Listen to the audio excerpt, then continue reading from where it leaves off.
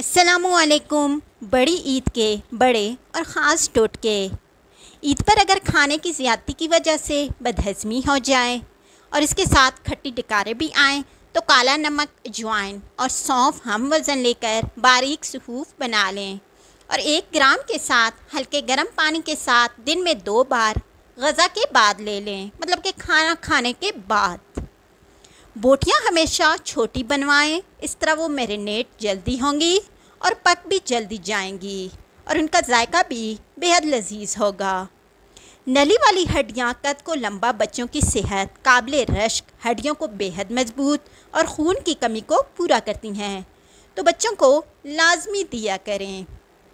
मज़ेदार कलेजी पकाने के लिए कलेजी को आधे से 1 घंटे के लिए दूध में डालकर रख दें, फिर पकाएं। इससे कलेजी का जायका बेहतर होगा।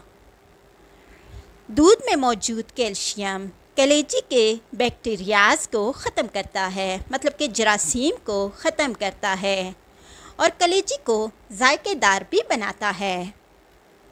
ईद पर गोश्त के साथ सलाद का एहतमाम लाजमी करें ताकि गोश्त के मुज़र असरात ख़त्म हो जाएं। सख्त गोश्त को अगर जल्द गलाना हो तो गोश्त को सिरका लगाकर थोड़ी देर के लिए रख दें और फिर पकाएं। जल्दी गलने के साथ साथ मज़ेदार भी बनेगा क्योंकि सिरके के अंदर गोश्त की स्मेल ख़त्म करने की सलाहियत मौजूद है। गोश्त अगर काफ़ी देर फ्रिज में रखना है तो चूँकि गर्मी का मौसम है तो बग़ैर फ्रिज के गोश्त बहुत जल्द ख़राब हो जाता है और अगर ख़राब ना भी हो तो भी इसमें एक स्मेल सी आनी शुरू हो जाती है।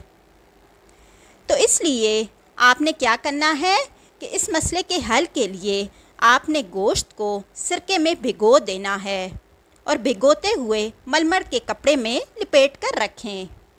ना गोश्त ख़राब होगा और ना ही गोश्त का जायका ख़राब होगा। गोश्त का पानी ख़त्म करने, फ्रीज़ करने से गोश्त बहुत अरसे तक ख़राब नहीं होता। पाए साफ़ करने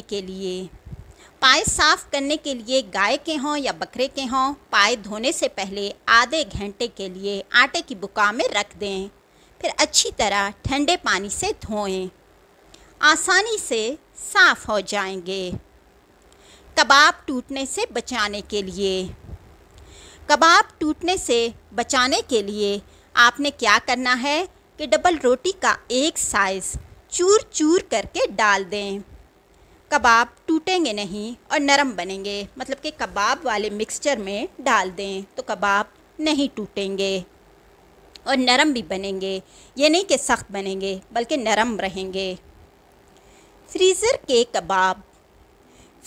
कबाब घी गरम करें और फ्रीज़र से निकले हुए कबाब डालकर अच्छी तरह तलें और हल्की आंच पर तलें, ज़्यादा तेज़ आंच पर ना तलें, या तो वो जल जाएंगे या कच्चे रह जाएंगे, वरना कबाब अंदर से कच्चे रह जाएंगे। और अब कबाब कढ़ाई के बजाय तवे पर तलना चाह रहे हैं तो कबाब को चिपकने से बचाने के लिए चुटकी भर नमक तवे पर छिड़क लें, फिर घी डालकर कबाब तलें। इससे कबाब बिल्कुल नहीं चिपकेंगे और सुर्ख भी बनेंगे और जायका भी इनका ख़राब नहीं होगा।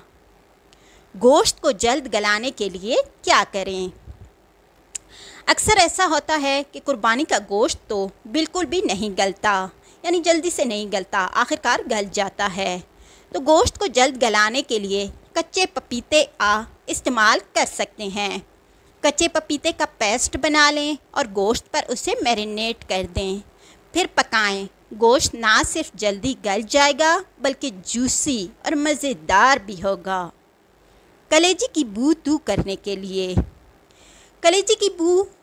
करने के लिए आपने क्या करना है, लहसुन लगाकर 15 मिनट के लिए रख दें। मतलब कि अगर आप दूध को ज़ाया नहीं करना चाहते तो आप लहसुन लगाकर 15 मिनट के लिए रख दें, फिर ठंडे पानी से धो लें, बू ख़त्म हो जाएगी।